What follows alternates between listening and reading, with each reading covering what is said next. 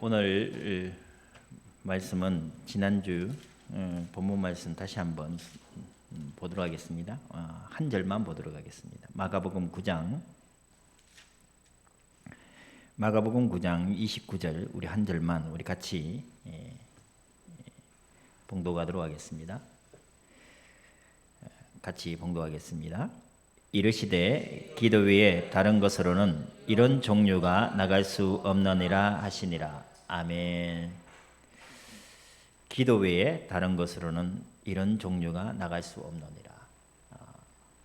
이 말씀을 우리 한 주간 마음에 묵상하시고 또 암기하시면서 생활했으면 좋겠습니다. 오늘 제목이 뭐라고 되어 있죠? 한번 같이 한번 한 목소리로 한번 읽어보겠습니다. 시작. 닫기 합시다. 네, 지난번 한번 말씀드렸던 것 같은데 닥치고 기도합시다. 닫기 합시다. 기도에 있어서 여러 가지 형식을 얘기하기도 합니다. 먼저 우리가 기도할 때 하나님의 이름을 더 높이는, 하나님의 영광을 구하는 그것이 먼저 나와야 된다. 또 우리의 죄를 용서를 구하는 사죄의 기도가 있어야 된다. 그리고 우리 삶 속에 하나님 행하신 것들을 보며 감사해야 된다. 그리고 우리가 지금 갖고 있는 여러 가지 이야기들을, 문제들을 하나님께 구하는 간구 기도가 그 뒤에 나와야 된다. 뭐 이렇게 형식을 따라서 얘기하기도 합니다. 근데 저는 그것이 맞다 틀렸다 얘기하려고 하는 게 아니에요. 오늘 제목에서 나온 것처럼 그냥 기도하자고. 기도합시다. 기도합시다. 이게 기도가 이것이 옳다 그르다를 떠나가지고 우리 민우도 군대 갔다 왔고 제 아들도 지금 군대 신병 훈련하고 있는데, 군인으로서 진짜 중요한 여러 가지 일들이 있겠지만 가장 먼저 신병 훈련소 가서 하는 것이 뭐가 있겠습니까? 군인 정신 함양시키고 기초 체력, 저질 체력을 좀 기초 체력, 군인답게 기초 체력을 기르는 훈련을 하지 않겠습니까? 그게 기본이지 않겠습니까? 그리고 나서 총기를 만지고 총기의 사용법을 익히고 총기를 또 0점 조정을 해서 정확히 사격할 수 있도록 훈련을 시키는 것이죠. 마찬가지입니다. 우리는 기도에서 기도의 0점 조정이 돼야 됩니다. 하나님이 원하시는 방향으로 기도가 되어져야 되겠지요. 근데 기도에도 체력이 필요합니다. 기도에 체력이 필요합니다. 한 목사님이 설교하시는 것을 들었어요. 무조건 하루에 2시간씩 기도하십시오 라고 명령하시더라고요. 저는 그 말씀이 틀렸다 생각하지 않아요.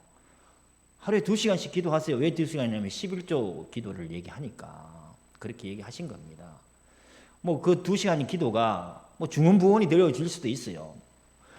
30분 전에 기도했던 거 또 기도할 수 있어요. 그런데 2시간씩 기도하라는 거예요. 이유는 뭡니까? 저는 그래 생각해요. 기도의 체력을 키워야 됩니다. 그래야만 기도가 0점 조정에 맞춰서 정확하게 기도할 수도 있는 것이고, 기도의 체력이 기초 체력이 길러지지 않은 상태에서는 기도가 제대로 되어질 수 없는 것입니다. 그리고 또 하나는 기도는 형식을 따지기 전에 기도는 하나님과 우리의 대화입니다. 이게 가장 중요한 포인트예요. 부모와 자식 간의 긴밀한 대화, 얼마나 아름다운 가정입니까? 그죠? 부모와 자식 간의 시시콜콜한 이야기도 다 나눌 수 있는 가정이라면 그 부모와 자식 간에 진짜 아름다운 긴밀한 교제가 이루어지는 그런 가정 아니겠습니까? 근데 우리 가정은 그러지 못해요. 제가 그러지 못한 것 같아요. 중요한 얘기가 아니면 별로 얘기하지 않고 입국 다물고 있고, 그러다 보니 두 아들이 입국 다물고 있고 그렇죠. 근데 지금 이렇게 살아오면서 그런 것 같아요. 하나님과 내 관계에 있어서 상상해보는 겁니다. 왜냐하면 제 가정이 제가 살아가면서 내 자식하고 긴밀한 대화도 못 나눴고, 또 우리 아버님하고도 제 어머니하고도 긴밀한 대화를 나눌 만큼 그렇게 제가 그렇게 온화하고 또 자상하지 못한 성품이라 부족한 게 많습니다. 근데 기도를 생각하면서 이런 생각을 하나님께 가지게 됐어요. 내가 하나님 앞에 중요한 것만 얘기한다고 하면 지금 우리 가정의 모습처럼 그러지 않을까? 우리의 영적인 상태가. 우리 김창호 목사님은 어떤 생각을 가지고 계신지 모르겠는데 자식들하고 시시콜콜한 얘기 나눌 수 있다면, 나누어진다면 그 관계가 진짜 아름다운 관계 아니겠습니까? 아내와 남편이 시시콜콜한 얘기도 그냥 가볍게 할 수 있고, 또 그러한 풍부한 대화 소재 가운데 또 서로의 사랑을 확인할 수도 있고 그런 것 아니겠습니까? 근데 꼭 중요한 이야기, 꼭 엄청나게 중요한 이야기만 나눈다면 그건 사랑이 넘치는 가정이라기보다는 굉장히 좀 냉랭하고 딱딱한 가정임을 표현하는 얘기가 되겠죠. 우리 가정이 사실은 그렇지 않나 하는 생각을 제가 가지고 있습니다. 근데 하나님 앞에서도 제가 이런 우리의 대화, 우리의 기도는 시시콜콜한 것까지도 하나님 앞에 드릴 수 있는 그것이 진짜 기도인 것입니다. 저는 그렇게 생각을 합니다. 내가 아프면 아프다고 얘기하는 거 그렇잖아요. 근데 우리 집 사람도 아프면 아프다고 나한테 얘기를 안 해요. 꿍꿍 혼자 알아요.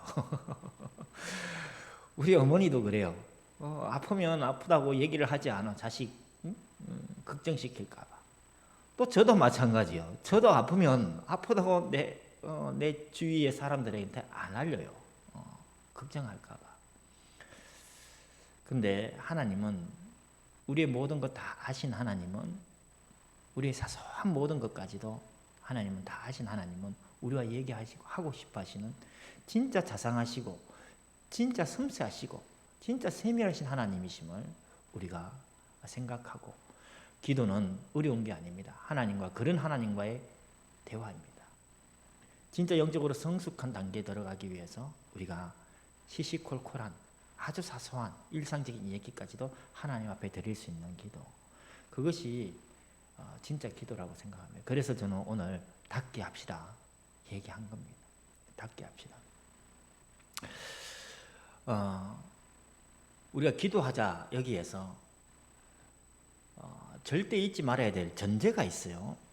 그 전제는 다시 한번 말씀드리지만 주는 그리스도십니다. 이 고백하에서 지금 계속해서 이야기가 진행되어져 가고 있습니다. 기도하지 않는 사람은 없어요. 우리 하나님 앞에 우리가 기도합니다. 절에 가면 부처님 앞에 기도합니다. 그죠? 이슬람교 신자들은 자기의 신 알라에게 기도합니다. 그리고 저마다 많은 사람들은 저마다 많은 자기의 신들을 향해서, 무슬림은 자기의 신을 향해서 기도합니다. 그럼 기독교인이 우리가 하는 기도랑 그들의 기도가 무엇이냐? 근본적인 차이는 바로 이 신앙 고백에서부터 시작되어집니다. 이것이 굉장히 중요한 것입니다. 주는 그리스도십니다. 어떤 그리스도십니까? 우리의 죄의 문제를 해결하신 제사장으로서의 그리스도십니다. 이것을 교리적으로 와닿지 않기를 바랍니다. 우리가 기도하는 중에 내 죄의 문제를 주님이 해결하셨다. 십자가에서 해결하셨다. 이것이 내 영이 감동으로 와닿는 고백이 되어지기를 간절히 바랍니다. 여러분은 죄인입니다. 왜냐하면 성경은 의인은 아무도 없다 하였기 때문에 죄인입니다. 이것이 아니라 진짜 내가 주님 앞에 기도할 때에 하나님, 교리적으로 내가 원죄 또 내가 지은 자범죄 이것 때문에 내가 죄인입니다가 아니라 주님 앞에 섰을 때에 그 거룩하시고 의로우신 하나님 앞에 내가 섰을 때에 그 모든 교리적인 이야기 다 버려두고 내가 느끼는 감정이 뭐냐? 하나님, 나는 죄인입니다. 이게 진짜 고백됐으면 좋겠어요. 우리는 죄인입니다. 이 죄의 문제로는 하나님과 기도할 수가 없는 거예요. 하나님 자녀 되지 않은 사람이 하나님을 아버지라 부를 수 없는 것 아닙니까? 그래서 주님은 제일 먼저 이 죄의 문제를 해결하시기 위하여 십자가에서 나를 대신하여 저주의 죽음을 죽으셨던 것입니다. 이 죄의 문제를 해결하신 제사장 그리스도. 그 주님은 우리 인생에 이제 주님 앞에서 우리의 죄를 대속하신 주님의 그 은혜로 인하여 화목되어졌으니 이제 마음껏 살아라, 이게 아니에요.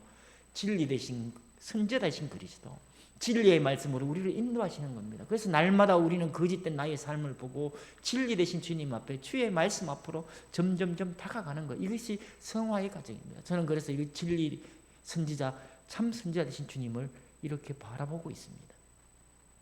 내가 구원받았으니 다 됐다가 아니라 날마다 주님의 진리의 말씀으로 다가가는 나의 거짓된 모습을 버리고 하나님 앞에 날마다 새로워져가는 삶. 이것이 선지자적 그리스도십니다. 그리고 주님은 이 세상에서 종으로 살기를 원하지 않으셨어요. 하나님이 우리를 창조하셨을 때 창세기 1장에서 분명히 나왔습니다. 하나님의 형상으로 창조된 우리를 복된 존재로 창조하셨고 세상의 모든 것들을 정복하고 다스리고 그러한 권세를 우리에게 주셨어요. 그것이 하나님의 계획이셨어요. 마찬가지로 우리를 구원하신 주님의 십자가의 마지막 최종 목표는 뭐냐면 구원받은 자로서 왕적인 권세를 갖고 이 세상에서 살아가기를 원하시는 겁니다. 죄의 노예가 아닌, 세상의 노예가 아닌, 종살이가 아닌 우리 주 예수 그리스도께서 우리를 다스리는 왕으로 우리를 다스리시고 우리는 주 예수 그리스도의 그 권세를 받아 세상에서 왕적 권세로 살아가는 하나님의 자녀. 이것이 왕 대신 그리스도입니다. 이러한 신앙 고백 위에 주님은 말씀하셨어요. 나를 따라오려거든 날마다 자기를 부인하고 자기 십자가를 자라. 내가 고정관념으로 편견으로 주를 바라보는 것이 아니라 하나님과의 관계가 회복되어지기 위해서는 우리는 날마다 나를 부인하는 삶이 살아야 돼. 우리가 인간과의 관계가 회복되어지기 위해서는 네 탓이야, 네가 잘못했어가 아니라 그 관계를 회복하기 위해서 날마다 나를 부인하는 삶. 그러면서 십자가는 사랑이라 했어요. 용서하지 못할 죄인 없어요. 용서하지 못할 사람 없습니다. 주님은 자기를 창으로 찌른 로마 군병조차도 저들의 죄를 용서해달라고 했습니다. 십자가에 매달린 주님을 향하여 조롱하는 유대인을 향하여 주님은 용서의 기도를 구했습니다. 용서하지 못할 죄인 없어요. 이러한 사랑을 실천하는 삶. 이것이 자기를 부인하는 것이고 자기의 십자가를 지는 것이라 저는 그렇게 본다고 했습니다. 그러면서 우리는 이 세상에 살지만 천국을 소망하자 했습니다. 이것이 변화산에서 주님이 우리를 향해 보여주신 말씀이었습니다. 모세와 엘리야를 통하여 교회의 사명을 보여주신 겁니다. 이 세상에서 천국으로 사는 것은 이 세상에서 교회에서 우상의 권세와 싸웠던 모세처럼 교회 내 불의와 교회 내 변질된 신앙을 다시 회복했던 엘리야처럼 우리는 그렇게 살아가는 것입니다. 이것이 이 땅에서 성취될 교회의 사명이고 하나님은 이 교회를 통하여 천국을 이루어가신 줄로 믿습니다. 그런데 우리끼리만 아닌 거예요. 산 밑에는 지금 귀신 들린 아들을 둔 아버지가 주님 앞에 나왔어요. 제자들 앞에 나왔어요.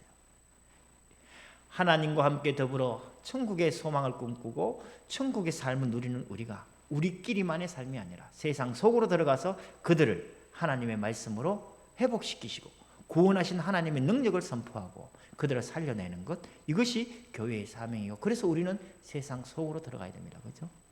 그런데 이 세상 속으로 들어가기 위해서 우리가 할 것 딱 하나예요. 세상 속에서 예수의 권능으로 사는데 그 예수의 권능으로 사는 유일한 방법이 오늘 읽었던 말씀이라 이겁니다.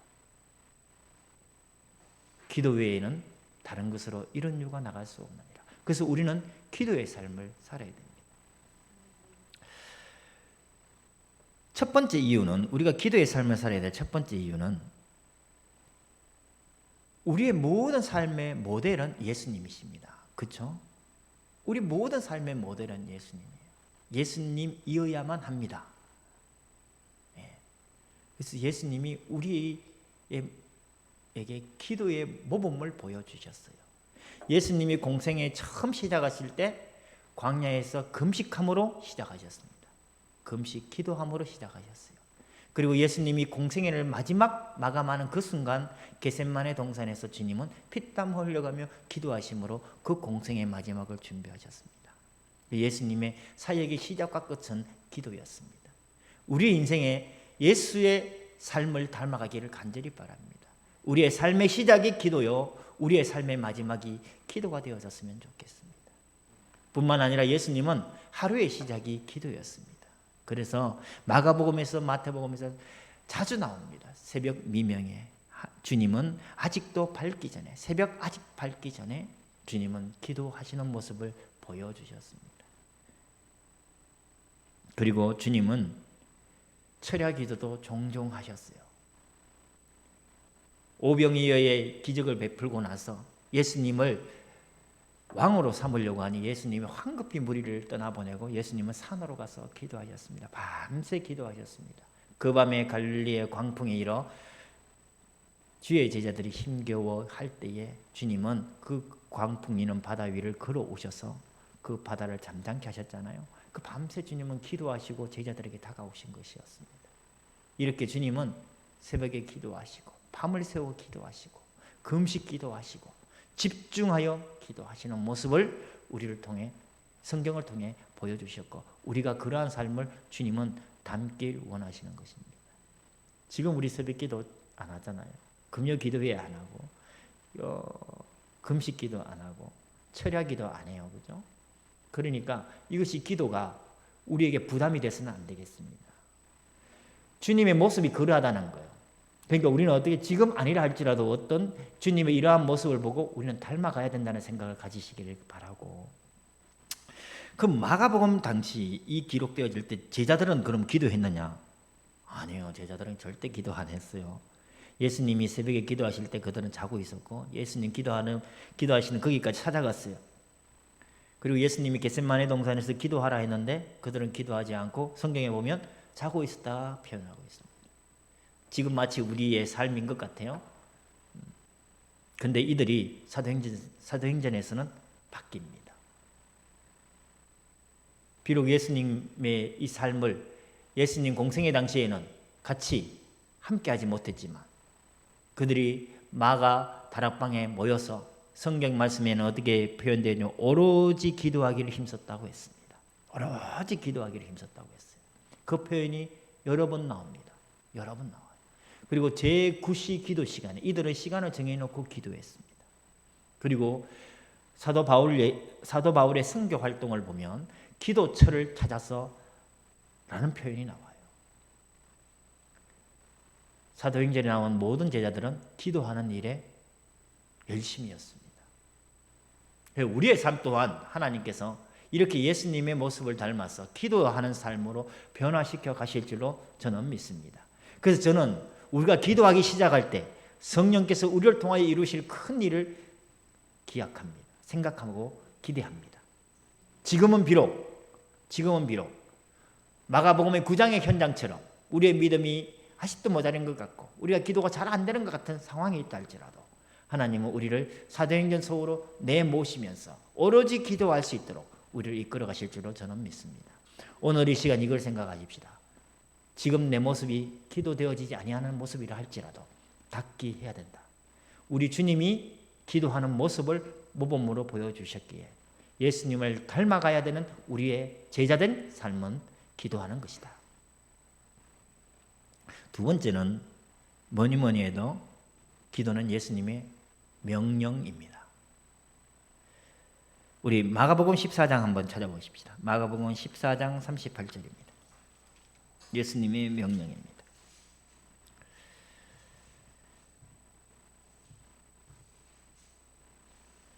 마가복음 14장 38절 우리 같이 읽겠습니다. 시작.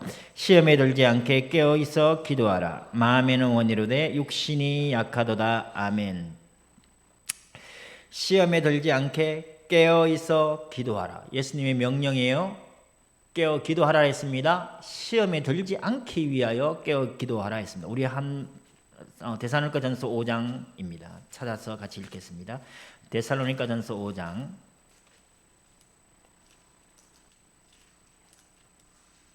17절 같이 읽겠습니다. 시작. 쉬지 말고 기도하라. 아멘. 데살로니가전서 5장 17절 쉬지 말고 기도하라는 데살로니가전서 5장 1절 한번 보시겠습니다. 1절 2절 시작. 형제들아 때와 시기에 관하여는 너희에게 설 것이 없음은 주의 날이 밤에 도둑같이 이를 줄을 너희 자신이 자세히 알기 때문이라. 즉 데살로니가전서 5장은 지금 말세를 얘기하며 그것을 전제로 하여 말세를 살아가는 성도들에게 지금 쉬지 말고 기도하라는 말씀을 하고 계시는 것입니다. 그리고 에베소서 6장 찾아보겠습니다. 에베소서 6장 18절입니다. 에베소서 6장 18절 같이 읽겠습니다. 시작. 모든 기도와 간구를 하되 항상 성령 안에서 기도하고 이를 위하여 깨어 구하기를 항상 힘쓰며 여러 성도를 위하여 구하라. 기도의 내용이 나옵니다만 어쨌든 기도하라 나오죠. 이 기도는 지금 에베소서 6장 10절에서부터 17절은 전신갑주를 얘기하는 겁니다. 이 마지막 시대에 살아가는 성도들은 영적인 무장을 하여야 됩니다. 그 영적인 무장을 쭉 설명하고 있습니다. 그리고 그 전신갑주를 입고 나서 우리가 해야 될 것은 기도다라고 얘기를 하는 것입니다. 세 가지 말씀을 갖고 조금 정리해 보겠습니다. 예수님께서 시험에 들지 않게 기도하라 했습니다. 그죠? 시험에 들지 않게 깨어 기도하라 했습니다. 데살로니가전서 5장에서는 말세를 통하여 말세를 살아가는 성도들에게 쉬지 말고 기도하라 했습니다. 이 말세에는 수많은 시험이 있고 수많은 유혹의 세력들이 있습니다. 이 마지막 시대에 그 말세를 이겨내기 위하여 성도들은 에베소서 6장에서 전신갑주를 위한 영적인 군사로 무장되어져야 되고 기도하여야 한다 말씀하고 계시는 것입니다. 지금 말세를 살아가면서 이 시대에 어마어마한 유혹의 영들이 역사하고 있습니다. 우리가 기도하지 아니하고서는 온전한 이 축복을 누릴 수가 없어요. 날마다 자기 자신을 부인할 수도 없고 십자가를 실천할 수도 없어요. 천국의 소망을 붙들지만 어쩌면 잘못된 소망을 붙들고 살아갈 수 있습니다. 그러니까 우리가 깨어 기도해야 될 이유가 바로 여기에 있는 것입니다.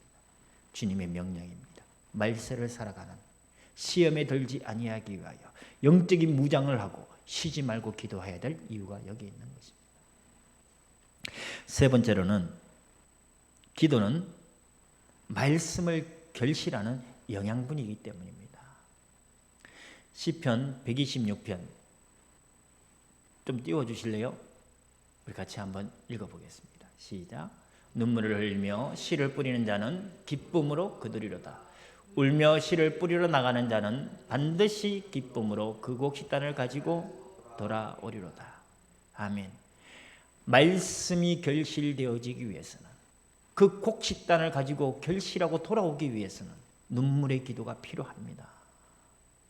우리의 눈물의 기도를 통하여 말씀은 결실하도록 성장하는 것입니다. 성도 여러분, 우리가 지금까지 아무리 예수님에 대해서 올바른 성경을 올바르게 해석하고 올바른 지식을 갖고 있다 할지라도 이 지식이, 이 성경 말씀이 내 삶 속에서 성취되어지는 말씀, 결실되어지는 말씀이 되어져야 되지 않겠습니까? 말씀의 결실이 없으면 우리는 아무것도 아닌 존재입니다. 이 말씀의 결실을 위하여 이 말씀이 결실되어지는 중요한 요인은요, 바로 기도라는 것입니다. 기도는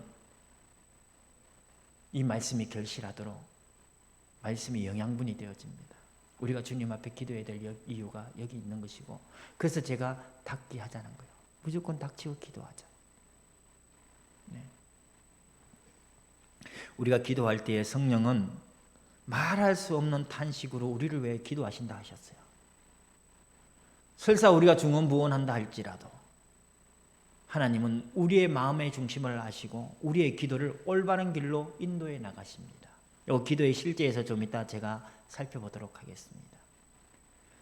기도에 대한 중압감을 벗어 던지고, 어린아이가 부모에게 무슨 말을 할 수 있나요? 아무 말을 할 수 없어요. 그냥 울기만 하면 됩니다. 어린아이는 울면 엄마가 알아요. 얘가 배고픈지, 똥을 쌌는지, 오줌을 쌌는지, 아픈지. 아이는 울기만 하면 돼요. 하나님은 우리의 울음을 다 알고 계시는 거예요. 청산유수처럼 기막힌 말로, 글로 하나님 앞에 그럴 필요가 없어요. 각자의 믿음의 분량대로 하나님 앞에 나와서 기도하면 되는 것입니다. 성숙한 믿음의 분량이면 성숙한 믿음의 분량으로 주님 앞에 나와 기도하면 되고, 어린아이 같다 하면 어린아이 심령으로 주님 앞에 나와 기도하면 되는 것입니다.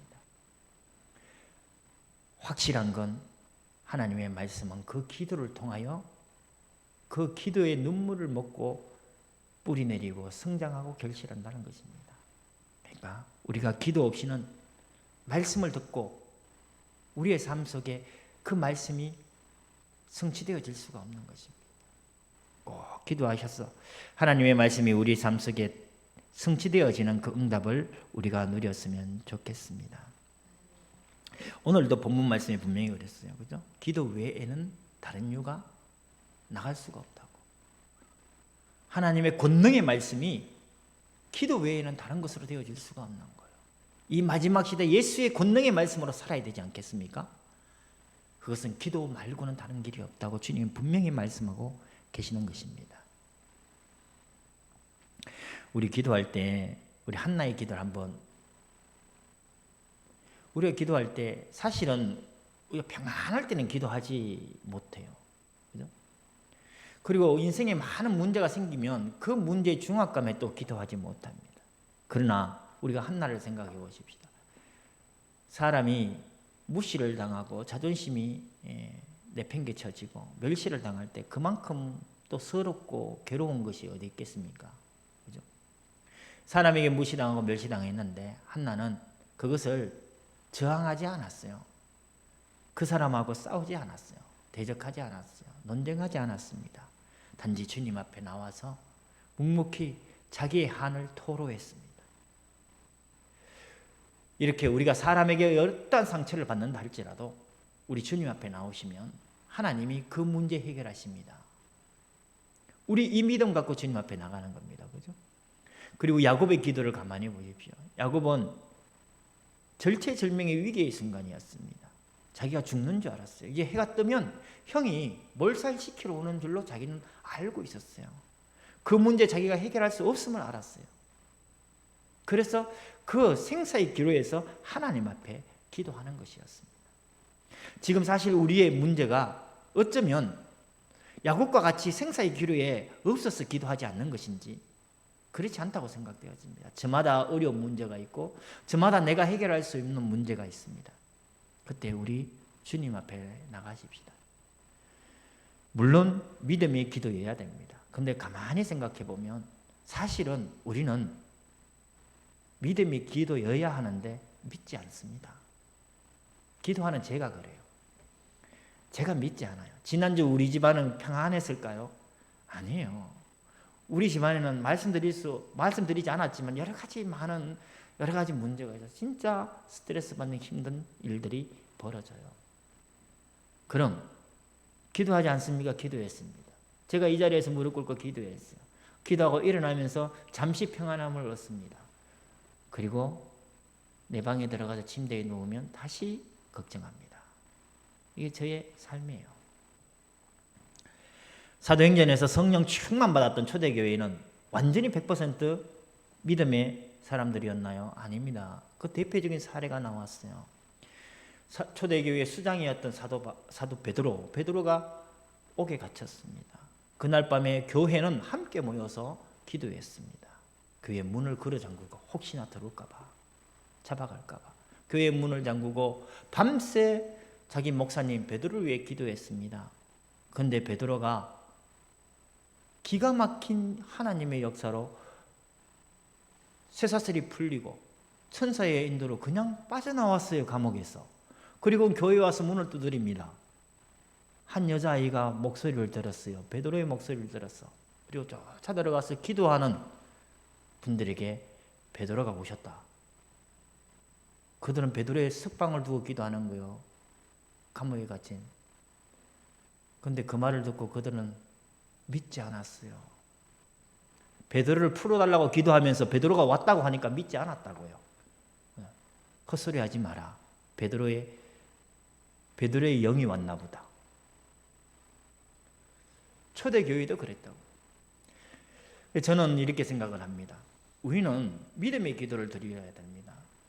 맞습니다. 근데 사실 우리 가만히 보면 우리는 그렇게 믿지 않습니다. 주님은 우리의 심령을 너무나 잘 아시기 때문에 그래서 주님 말씀하셨어요. 겨자씨만한 믿음. 겨자씨만한 믿음. 우리 진짜 그만한 믿음, 그렇게 작은 믿음이라도 하나님은 그걸 받으신다는 거예요. 우리가 어쩌면 찰나에 하나님을 믿었어. 하나님 역사해 주세요. 이 문제 해결해 주세요. 그 찰나에 믿었다 할지라도 그 믿음만이라도 하나님 봐주세요. 하나님은 그것을 받으시라 저는 생각합니다. 그 찰나의 믿음, 그 겨자씨만한 믿음이 나와서 주님 앞에 나갈 때 기도할 때 10분의 기도가 되고 20분의 기도가 되고 1시간의 기도가 되고 또는 우리의 전 삶을 통하여 순간순간 드리는 그 기도를 통하여 하나님은 응답해 가신다 저는 믿습니다. 이 세상 살아가면서 100% 완전한 온전한 믿음으로 우리는 설 수 없어요. 다 부족합니다. 사도행전의 교회도 그랬고 지금 저의 영적인 상태를 제가 보면서도 저는 그렇게 생각을 합니다. 100% 온전하게 기도 못해요. 믿는다 하면서도 염려하고 근심합니다. 그래도 우리는 기도해야 하는 것입니다. 한나처럼 기도해야 되는 것이고 그래도 야곱처럼 기도하는 것입니다. 끈질기게 하나님 응답해 주세요. 주님 응답하지 아니하면 나는 죽습니다. 이 마음으로 야곱은 기도했고 하나님은 그 야곱을 이스라엘이라 이름 바꿔주셨어요. 이스라엘 이름 아시잖아요. 하나님과 겨루어 이겼다. 하나님이 야곱보다 힘이 없어 진 게 아니잖아요. 하나님 져주신 거예요. 그죠? 져주신 거예요. 네가 그렇게 간절히 살고자 주님 앞에 매달리니 주님이 져주시는 거예요. 그리고 그를 축복해 주셨어요. 우리가 주님 앞에 이렇게 나아올 때 비록 온전한 믿음이 아니라 할지라도 주님 앞에 나와서 기도할 때에 하나님은 우리 그 작은 믿음, 보잘것없는 그 믿음을 들으시고 응답해 주시고 져주셔서 축복해 주신다. 저는 그렇게 믿습니다. 그러니까 우리 지금 현재 있는 문제 가지고 주님 앞에 나와서 기도하십시다. 그럼 기도를 도대체 어떻게 해야 되냐? 저는 이렇게 기도합니다. 그리고 우리 성도들은 이렇게 기도했으면 좋겠습니다. 기도는 기도할 때 꼭 이 말씀을 기억하십시다. 마태복음 6장 33절이에요. 우리 한번 그 말씀 찾아봅시다. 마태복음 6장 33절. 우리 기도할 때 꼭 이 말씀을 붙들고 기도했으면 좋겠습니다. 같이 읽겠습니다. 시작. 그런즉 너희는 먼저 그의 나라와 그의 의를 구하라. 그리하면 이 모든 것을 너희에게 더하시리라. 아멘. 너희는 먼저 그의 나라와 그의 의를 구하라. 그리하면 이 모든 것은 그 위에 있는 성경 말씀입니다. 우리가 먹을 것, 마실 것, 입을 것, 그 우리 육신의 필요를 이 모든 것에 표현하신 겁니다. 그러니까 우리가 먼저 하나님의 나라와 의를 구할 때에 우리 육신의 필요를 하나님은 채워 주신다. 이 이야기를 지금 하시는 겁니다. 그러니까 우리가 기도할 때에 먼저 마태복음 6장 33절 이 본문의 말씀을 기억하십시다. 하나님의 나라와 의를 먼저 구해야 된다. 지금 현재 내 문제가 너무나 중요하고 너무나 커 보여요. 최우선이 그거인 것 같아요. 그래도 우리는 하나님의 나라와 의를 먼저 구해야 된다. 하나님이 지금 우리를 영적으로 훈련시키고 계시는 것입니다. 이것은 우리가 기도의 영점 조정을 하는 것입니다. 하나님의 나라와 의를 먼저 구하는 겁니다. 우리 문제보다도. 그런데 이 하나님의 나라와 의를 구하는데 야고보서에서는 우리가 기도할 때에 우리의 정력대로 구하기 때문에 우리가 기도 응답을 받지 못한다고 얘기합니다. 하나님의 나라와 의를 구하는 것이 굉장히 중요하고 우리의 정력대로 구하는 기도는 성경은 금하고 있습니다. 그런데 사실 한나가 자기 문제 때문에 하나님께 기도한 거잖아요. 야곱이 자기의 문제 때문에 하나님 앞에 나와 기도한 것이잖아요. 우리가 문제 없으면 하나님 앞에 나와 기도하기 힘듭니다. 아까 제가 서두에 긴밀한 사소한 일상의 얘기까지도 하나님 앞에 드리는 그 기도가 진짜 중요하다고 생각한다고 얘기 드렸는데 사실 우리는 아무 일 없고 평안하면 기도하지 않아요. 그래서 하나님은 어쩌면 이러한 문제를 통하여 우리를 기도하도록 유도하고 계시는 것입니다. 우리가 진짜 그리스도를 고백하고 하늘 천국 소망을 붙드는 하나님의 백성이라면 우리를 기도하도록 하나님은 우리에게 문제를 허락하신 거예요. 그래서 한나는 그 기도를 통하여 사무엘이 태어나게 되었고 야곱은 그 기도를 통하여 이스라엘이라는 이름을 받게 된 것입니다. 그래서 저는 먼저 하나님의 나라와 의를 구하는데 지금 우리의 문제와 별개의 것이냐? 결코 그렇지 않다는 것입니다. 그래서 저는 지금 현재 나의 문제가 한나의 응답의 현장이 되어지길 바라고 야곱의 응답의 현장이 되어지는 기도 제목이 되어지길 바랍니다. 지금 현재 내가 갖고 있는 문제는 내 정력을 따라서 구하는 것이 아니라 하나님의 나라와 하나님의 의가 무엇입니까? 우리 이것을 구하십시다. 지난주 제가 이런 말씀을 드렸어요. 할 수 있거든. 이 무슨 말이냐? 주님 이렇게 말씀하셨어요. 할 수 있거든이 아니라 우리는 주님 뜻이라면 하나님 지금 저에게 이런 문제가 있습니다. 이 문제의 하나님 뜻이 무엇입니까? 하나님이 이 문제를 통하여 하시고자 하시는 일은 무엇입니까? 우리가 그것을 묻기를 바랍니다. 그것을 간구하기를 바랍니다. 하나님 이 문제에 하나님의 뜻이 무엇인지 깨달을 수 있는 지혜를 주옵소서 기도하시기 바랍니다. 그래서 저는 내 문제에 집중하자라고 말씀드리고 싶습니다. 지금 현재 내 문제에 집중하자. 내 정력을 따라 구하는 것이 아니라 지금 현재 내 문제 속에 하나님의 나라와 의가 성취되어지기를 바랍니다.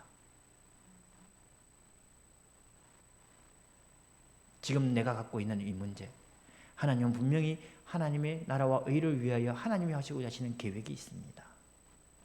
주님은 그 일을 이루어 가실 줄로 저는 믿습니다. 그래서 내 인생의 이 문제를 하나님의 뜻을 구하는 기회로 삼으시는데 이것이 하나님의 말씀에 근거하여야 되는 것입니다. 하나님의 말씀에 근거하여야 된다. 그래서 저는 이렇게 기도합니다.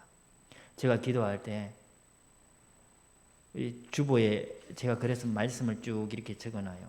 10월 월삭 기도, 주일 말씀 안 잊어버리려고 제목만 써놨어요. 그리고 성경 우리 오후에 하는 성경 구절 핵심 구절 이렇게 보고 저는 이 말씀을 보고 생각을 하면서 묵상을 하면서 기도합니다. 그럴 때마다 하나님께서 새롭게 저에게 제 마음에 주시는 응답 확신이 생겨납니다. 그리고 우리 공통의 기도 제목이 뒤에 있지 않습니까? 교회 기도 제목과 중보 기도가 있습니다. 그리고 우리 가문을 위한 기도 중요한 스케줄 이렇게 적어놨습니다.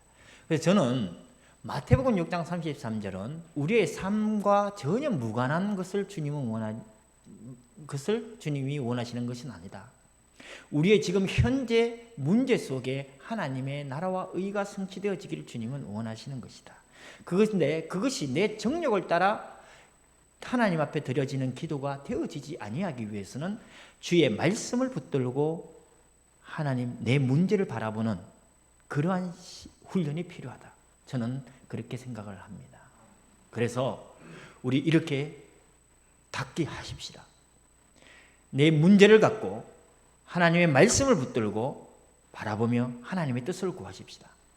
그럴 때 하나님이 우리 심령에 어떠한 응답을 주실지 빌립보서 4장 5절 6절의 말씀이 실제로 응답되어질지 아닐지 우리가 확인해 보자는 것입니다. 근데 제가 아무런 확인 없이 이렇게 얘기 드리는 건 아니잖아요. 그죠? 네. 그런 확인도 없었으면 제가 목회자 할 수도 없는 겁니다. 네. 지금 제가 갖고 있는 이 문제는 새로운 문제인 것 같지만 새로운 문제는 아니에요. 네. 지금까지 일어났던 많은 문제들은 하나님께서 해결해 오셨고 해결해 주셨고 지금까지 이끌어 주셨습니다. 또한 오늘의 문제 또한 하나님 그렇게 해결하실 것이고 앞으로 우리 인생에 닥쳐올 수많은 문제 또한 하나님은 그러한 방법으로 해결해 나가실 것입니다.